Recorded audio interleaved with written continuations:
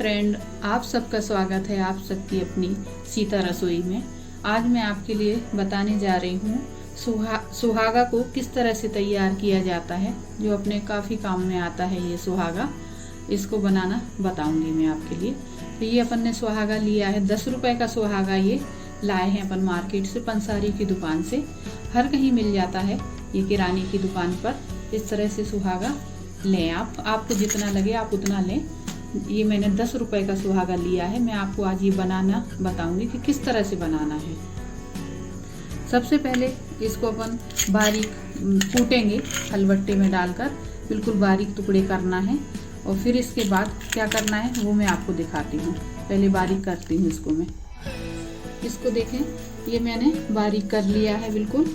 इस तरह से इसको बारीक करना है अपने को, मोटा मोटा नहीं रखना है, नहीं तो वो अच्छे से फूलता नहीं है।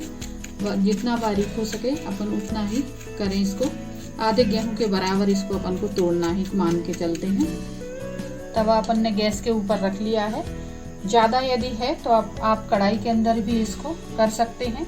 यदि कम मात्रा में है तो तवा के ऊपर इस तरह से इसको फैला दें।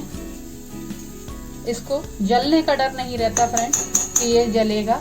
ये मीडियम आंच पर रखें और इस तरह से इसको हल्का हल्का सा चलाते रहें। देखें ये किस तरह से इसमें बबल्स उठ रहे हैं। तो आप घबराएं नहीं, ये आराम से इसी तरह सिकेगा। पानी के जैसा बन जाता है ये पिघलकर। सुहागा के कई और नाम भी हैं जो मैं आपको बता रही हूँ। सुहागा को बाल सुधा भी कहते हैं। बाल सुधा इसलिए कहा गया है क्योंकि ये बच्चों की कई बीमारियों में काम आता है। इसके अलावा इसे अंग्रेजी में बोरेक्स कहते हैं और दर्द निवारक भी कहा गया है, क्योंकि ये बहुत सारे दर्दों को भी दूर करता है। ये देखिए ये चिपक रहा है, पर आप बिल्कुल ना घबराएं क्योंकि सुहागा कभी जलता नहीं है। ये देखिए अपने आप बन करके अभी फूल फूल के आपके सामने तैयार होगा। जब तक मैं इसके बहुत सारे आपको फायदे बताती हूँ। सबसे पहले मैं बच्चों के लिए बताती हूँ। जो सबसे छोटे बच्चे रहते हैं उनके लिए आपको 1 गेहूं के बराबर, गेहूं की मात्रा के बराबर आपको शहद में मिलाना है और छोटे बच्चों को चटाना है। हमारी बूढ़ी दादी वगैरह सब बोलती थी, ऐसा कहती थी कि यदि बच्चों को सुहागा दिया जाए तो उनके पेट के लिए बहुत अच्छा रहता है, डाइजेशन के लिए, क्योंकि वो दूध ही अकेला पीते हैं छोटे में, तो वो दूध को पचाता है अच्छे से।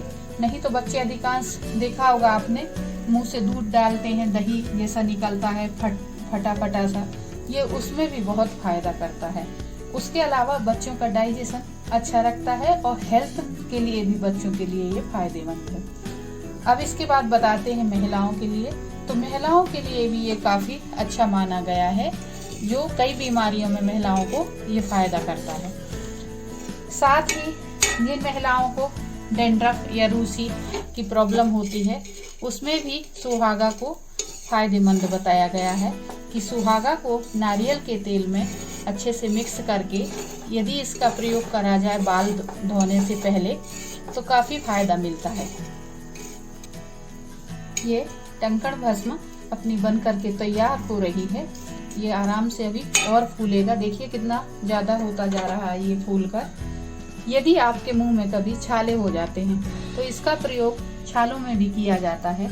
आप थोड़ा सा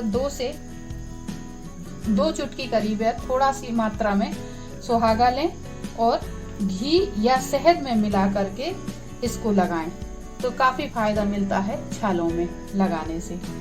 श्वास और खांसी के लिए तो इसे बहुत ही अच्छा माना गया है।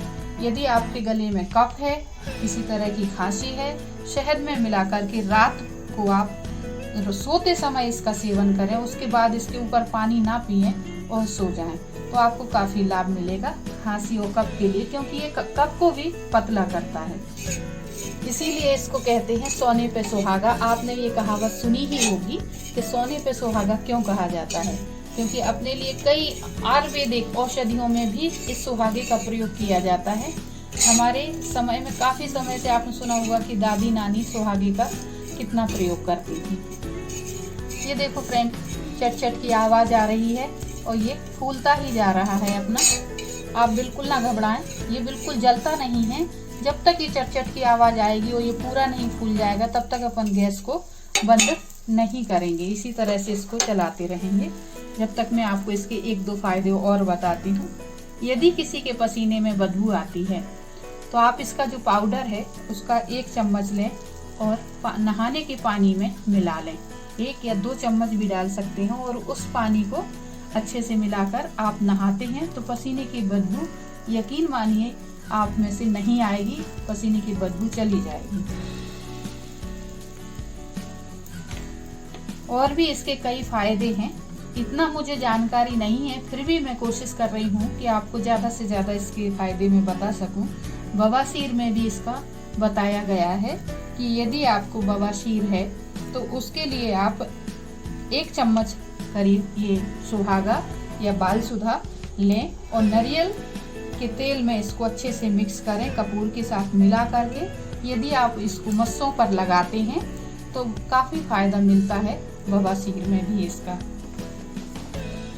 फ्रेंड, इसके फायदे तो अनेक हैं, लेकिन मैं आपको उतने सारे तो नहीं बता सकती हूँ। जो मेरे से हो सकेगा मैं वो आपको बता रही हूँ।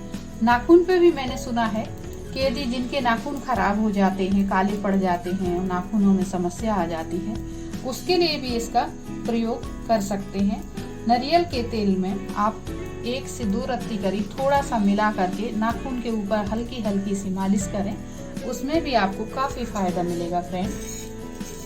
और कहीं आपको चोट लग जाती है एकाएक और खून निकलने लगता है तो उसके ऊपर भी यदि आप इसका पाउडर आप डालते हैं तो आपका खून निकलना बंद हो जाता है और काफ़ी फायदा मिलता है। देखिए फ्रेंड, बनकर तैयार हो रहा है ये अपना, कितना अच्छा देखने में हो गया है, कितना सारा दिख रहा है। जो अपने को पानी के रूप में दिख रहा था जरा सा, वो सिककर कितना तैयार हो गया है। बोरेक्स पाउडर हमारा देखिए तैयार हो गया है। बस अब इसको अपन बारीक किसी भी चीज़ से इसको पीस लें, जार में डाल के, आप चाहें तो जार में डाल के मिक्सी से, और कांच की बोतल में इसको भर करके रखना है। यदि आपको हमारा वीडियो पसंद आता है और अच्छा लगता है तो प्लीज़ फ्रेंड आप इसको लाइक ज़रूर करें, सब्सक्राइब करें। धन्यवाद।